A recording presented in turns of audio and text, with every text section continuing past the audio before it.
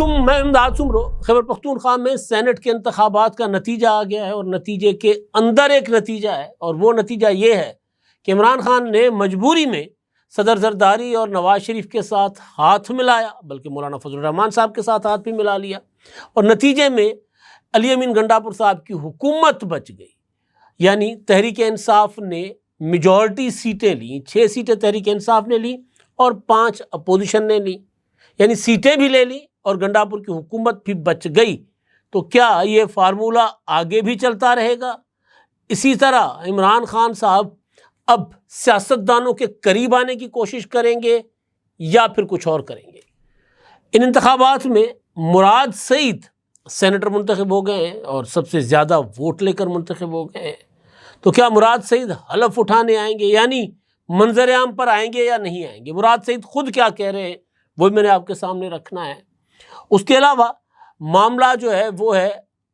بلوچستان کا۔ بلوچستان میں وہ جو قتل کیا گیا تھا ایک نوجوان کو اور ایک خاتون کو، اس کا پوسٹ مارٹم سامنے آ گیا ہوا ہے، اور ساتھ ساتھ ایک معاملہ بڑا دلچسپ، ایک خبر میرے سامنے گزری تھی کل،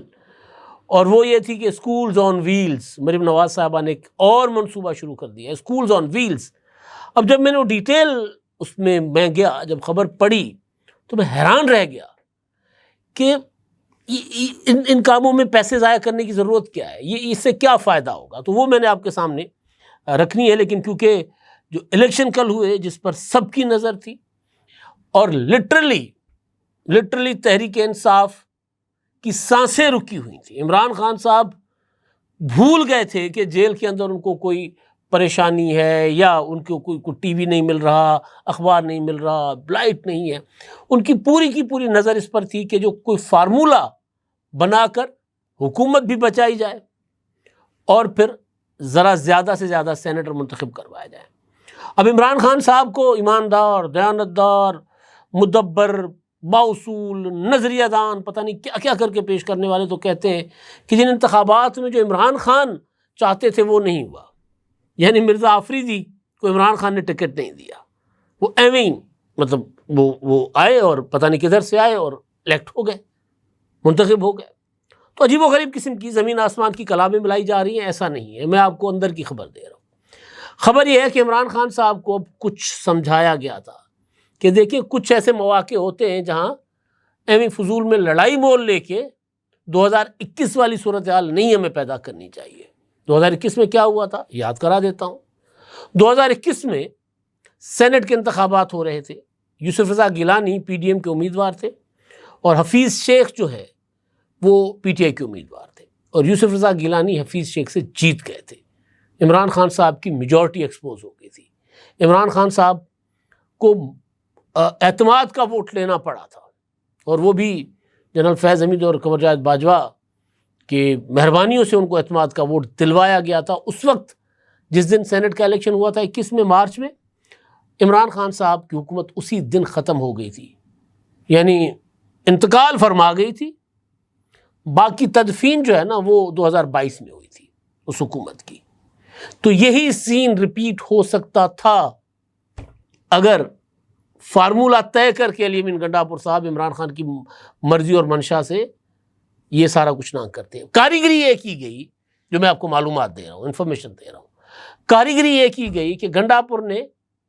خود جا کر عمران خان سے ملاقات نہیں کی، اور عمران خان بھی اسی میں وہ تھے، اوکے تھے، بلکہ ان کی مرضی شامل تھی، آمادگی شامل تھی کہ گنڈاپور نہ آئے، طریقے سے معاملے کو چلاتے ہیں۔ اس دوران ایک اور شخصیت جو اسٹیبلشمنٹ کے بہت قریب ہے وہ ملاقات کرنے جاتی رہی، اور ان کا نام ہے بیرسٹر سیف۔ ساری چیزیں وہاں طے ہوئیں، اور اسی دوران پی ٹی آئی کے باہر بیٹھے یوٹیوبر ولاگرز نے رولا ڈال دیا کہ نظریاتی کارکن تو فلاں تو کچھ نظریاتی کارکن جنرلی ظاہر ہے جنہوں نے مارے کھائیں وہ بیچارے، انہوں نے کاغذات نامزدگی واپس نہیں لیے، وہ ڈٹ گئے۔ بہرحال ایک ڈٹ گئے، 4 پھر بھی وتھڈرا ہو گئے تھے، اور روتے ہوئے، وہ تو آپ دیکھیں نا عرفان سلیم کی ویڈیو جو ہے، وہ روتے ہوئے انہوں نے کہا ٹھیک ہے جی اب میں پیچھے ہٹنے کو تیار ہوں، کیونکہ ان کو پیغام مل گیا تھا کہ بھائی دیکھو یہ عمران خان چاہتے ہیں۔ تو دل ٹوٹ سا گیا ان کا کہ یار یہ عمران خان ہم کیا سمجھے تھے، یہ کیا نکلے۔ تو وہ فارمولہ جو ہے وہ عمران خان نے بذریعہ بیرسٹر سیف، وہ علی امین گنڈاپور، پھر فیصل کریم کنڈی، پھر امیر مقام، پھر مولانا فضل الرحمان، پھر صدر زرداری، پھر وزیر اعظم شہباز شریف، نواز شریف، یعنی مسلم لیگ نون، پیپلز پارٹی، JUIF، یہ سب نے مل کے یہ طے کیا کہ مل کے الیکشن لڑتے ہیں۔ فائدہ کس کا تھا؟ PTI کا۔ اگر الیکشن میں کوئی فارمولہ طے نہ ہوتا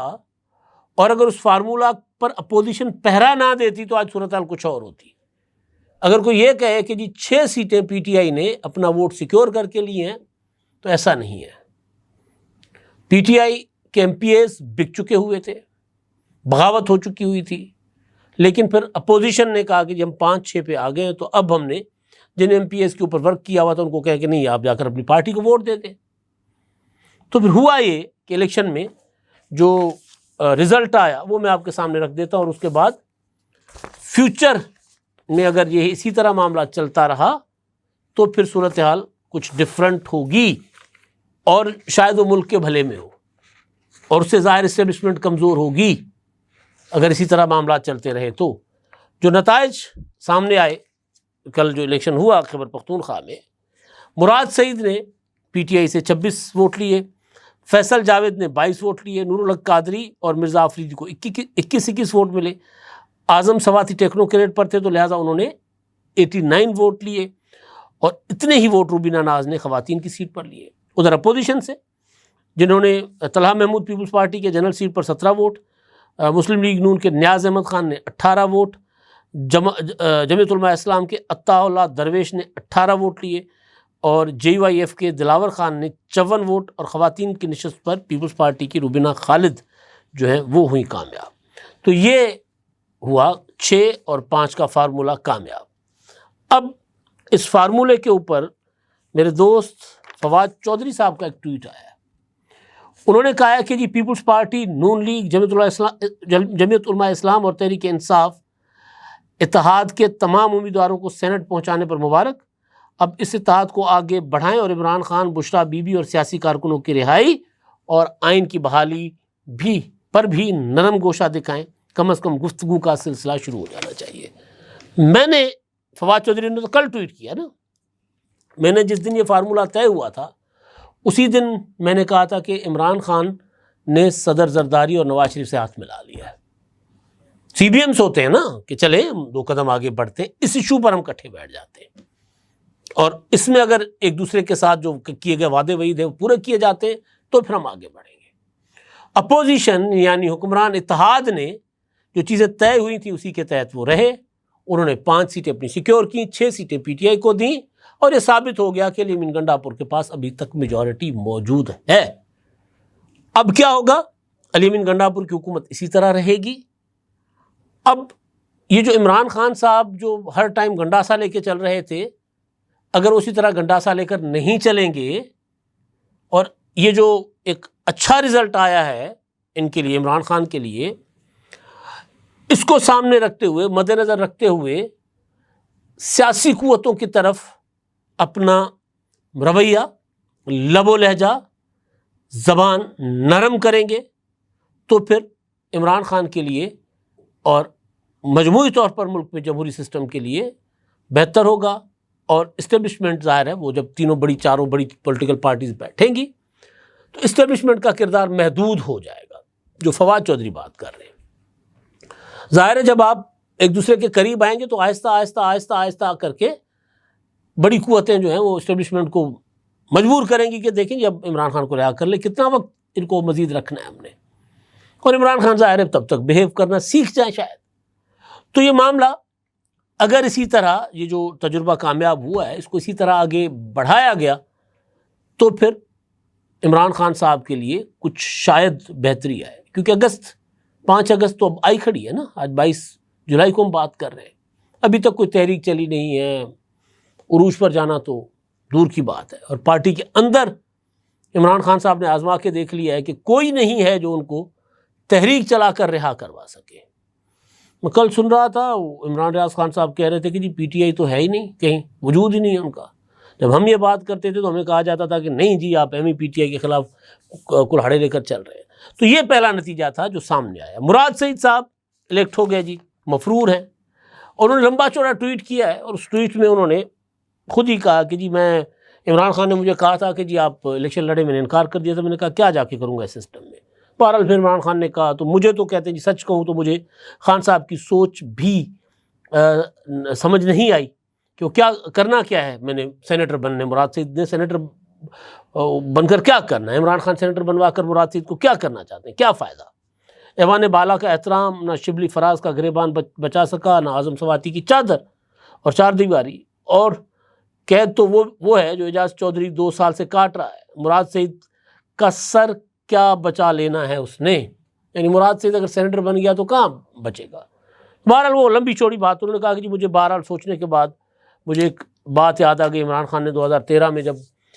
مجھے ٹکٹ دینے کی مخالفت کی گئی تھی تو الیکشن میں، تو عمران خان نے کہا تھا کہ مراد سعید میرا پوسٹر بوائے ہے۔ تو وہ کہتے ہیں کہ عمران خان نے، جب میں نے بہت غور سے سوچا تو پھر مجھے لگا کہ جی وہ کہتے ہیں نا ہم نے کانٹا پھیر دیا مراد سعید کے نام پر، تو عمران خان نے یہ ثابت کرنے کے لیے مجھے الیکشن لڑوایا ہے سینٹ کا کہ جی کانٹا تم نہیں پھیر سکتے۔ اب انہوں نے یہ نہیں کہا کہ وہ اگر حلف اٹھائیں گے یا نہیں اٹھائیں گے، کیونکہ وہ کہہ رہے ہیں کہ جی سینٹ کا رکن بن کر میں اپنی جان نہیں بچا سکتا، سر نہیں بچا سکتا، تو وہ آئیں گے یا نہیں آئیں گے؟ کیونکہ پاکستان کے قانون میں کوئی ایسی چیز نہیں ہے کہ ایک شخص سینیٹر، ایم این اے، ایم پی اے منتخب ہونے کے بعد حلف نہ اٹھائے تو وہ ڈی سیٹ ہو جائے گا، ایسا کچھ نہیں ہے، مدت نہیں ہے۔ ابھی حافظ نعیم الرحمان کراچی سے ایم پی اے بنے، ابھی تک حلف نہیں اٹھایا، سیٹ خالی پڑی ہوئی ہے۔ اس میں میری الیکشن کمیشن میں بات ہوئی، انہوں نے کہا کہ جی اسپیکر لکھیں ہمیں کہ جی یہ صاحب حلف نہیں اٹھانے آ رہے، تو ہم پھر دوبارہ ان کو ڈی سیٹ کر کے اور نیا الیکشن کروا دیں گے، کیونکہ الیکشن کمیشن نے تو ان کو ایم پی اے نوٹیفائی کیا ہے، لیکن ابھی انہوں نے حلف نہیں اٹھایا، لہٰذا ایم پی اے نہیں ہے، سیٹ خالی پڑی ہوئی ہے۔ ریسنٹ پاسٹ کی مثال، ڈار صاحب 2018 مارچ 2018 میں سینٹ کے رکن منتخب ہوئے، واپس نہیں آئے، 4 سال تک ڈار صاحب باہر بیٹھے رہے، بلکہ 4 سال سے بھی زیادہ عرصہ۔ اکتوبر میں آئے تھے ڈار صاحب پاکستان، اکتوبر 2022 میں، جب ان کو وزیر خزانہ نامزد کر دیا گیا، مفتاح اسماعیل صاحب کو لندن بلا کے پی ڈی ایم کی حکومت کے دوران نواز شریف نے کہا کہ پتر ریزائن کر، مفتاح اسماعیل صاحب نے دکھی دل سے ریزائن کیا، آئی ایم ایف کے ساتھ ان کے سارے معاملات طے تھے، اور اس کے بعد ظاہر مفتاح اسماعیل نے اپنی توہین اور بےزتی سمجھی، اور انہوں نے بعد میں آہستہ آہستہ نون لیگ سے کنارہ کر لیا، شاہد خاقان عباسی کے ساتھ جا کر الگ پارٹی بنا لی، اور شاہد خاقان عباسی کے اختلافات کی وجہ بھی مفتاح اسماعیل تھے، کیونکہ ہر کسی کا اپنا اپنا پوسٹر بوائے، تو مفتاح اسماعیل شاہد خاقان عباسی کے پوسٹر بوائے، تو وہ ادھر اختلافات ہوئے تھے، لیکن ڈار صاحب نہیں آئے تھے پاکستان، سینیٹر منتخب ہونے کے بعد 4 سال کے بعد آئے۔ اسی بیچ 2021 میں، اپریل 2021 میں پی ٹی آئی نے ڈار صاحب کو گھیرنے کے لیے، سیٹ خالی کروانے کے لیے ایک صدارتی آرڈیننس عمران خان صاحب نے جاری کروایا تھا 9 اپریل 2021 کو، جس میں کہا گیا تھا کہ جی اگر کوئی رکن جو ہے وہ 60 روز کے اندر حلف نہیں اٹھاتا تو وہ نااہل قرار دیا جائے گا۔ ابھی تک تو نہیں نااہل قرار دیا گیا یا ڈی سیٹ کیا گیا حافظ نعیم الرحمان کو، تو الیکشن کمیشن کہتا ہے کہ جیسا کوئی قانون نہیں ہے، کوئی مدت نہیں ہے۔ ہاں یہ ضرور ہے کہ ایک مدت ہے، ایک محدود مدت تک اگر کوئی رکن ایوان میں نہ آئے تو پھر اسپیکر لکھ سکتا ہے الیکشن کمیشن کو کہ یہ ایوان میں نہیں آ رہا، غیر حاضر ہے، بغیر بتائے غائب ہو گیا ہوا ہے، تو اس کو جو ہے وہ خالی فارغ کر دیں اور اس کی جگہ دوبارہ انتخابات کروائیں۔ یہ اسپیکر ریفرنس یا کوئی بھی ایک چیز اسپیکر یا چیئرمین سینٹ بھیج سکتے ہیں، لیکن نو منتخب رکن جو ہے وہ حلف نہ اٹھائے تو کیا کیا جائے؟ تو مراد سعید کی باتوں سے لگ رہا ہے کہ وہ آئیں گے نہیں، انہوں نے ایک سیٹ سیکیور کر لی ہے، اور ڈار صاحب کی طرح وہ باہر بیٹھے رہیں گے جہاں بھی بیٹھے ہوں گے، اور وہ کہہ رہے ہیں کہ جی میں سینیٹر بن کے کون سی میری جان بچ جانی ہے، میں اگر اپنی جان قربان کروں کیا ہو سکتا ہے آ بھی جائیں، کیونکہ جب سینٹ کے رکن بن جائیں گے تو خود ہی کہہ رہے ہیں کہ اعجاز چودھری پڑے ہوئے نا اندر، تو میں کون سا اس سے بچ جاؤں گا، کیونکہ مراد سعید کے لیے عمران خان نے کہا کہ جی مراد سعید کو مار دیا جائے گا، وہ عمران خان کا الزام ہے۔ اور جو فیصل ووڈا جیسے لوگ کہتے ہیں کہ جی مراد سعید کے پاس، مراد سعید وہ چڑیا ہے یا وہ طوطا ہے جس میں عمران خان کی جان ہے۔ ارشد شریف قتل کیس کا فیصل ووڈا کے مطابق سارا ریکارڈ، ساری تفصیلات اس کے پاس ہے بقول فیصل ووڈا۔ 9 مئی تو کیسے ہوا وہ تو مراد سعید کی اپنی آڈیو بتاتی ہے کہ جی وہ جگہیں آپ کو بتا دی گئی ہیں، عالم اسلام کا لیڈر گرفتار ہو گیا، پہنچے وہاں پر، یہ کرے وہ کرے۔ تو بہرحال مراد سعید جو ہیں اب وہ آتے ہیں نہیں آتے، کیا ہوتا ہے پتہ چل جائے گا۔ وہ جو مریم نواز صاحبہ نے ایک منصوبہ بنایا، میں اس پر آتا ہوں اور بلوچستان پر بعد میں، اور وہ منصوبہ جو ہے اسکولز آن ویلز اور لائبریری آن ویلز، پڑھو گے تو بڑھو گے۔ میں خبر پڑھتا جا رہا تھا، میں حیران ہوتا جا رہا تھا۔ کلینکس آن ویلز سمجھ آتا ہے، لیبارٹری آن ویلز سمجھ آتا ہے، ہمارے دیہاتوں میں فیسلٹیز نہیں ہیں، ایک کلینک چلی جائے گی، ڈاکٹر چلے جائیں گے، سارا دن لگائیں گے، لوگوں کو دیکھ کے آ جائیں گے، دوائی شوائی دے کے آئیں گے، ہفتے کے بعد دوبارہ چلے جائیں گے۔ تو اسکول تو روزانہ ہوتا ہے نا۔ دور دراز علاقوں میں الیکٹرک رکشہ، مطلب مجھے سمجھ نہیں ہے کہ دور دراز علاقوں میں رکشہ اور دشوار گزار علاقوں میں رکشہ کیسے جائے گا، یا رکشہ وہاں پر کھڑا کر دیا جائے گا اور وہ الیکٹرک رکشہ ہے۔ تو اتنا خرچہ کرنے کے بجائے بہتر نہیں ہے کہ آپ ایک کمرے کا اسکول بنا کر، ٹیچر نے تو جانا ہی ہے نا، پھر وہی کر دیں، لوکل ایک ٹیچر بھرتی کر دیں، وہاں کر دیں۔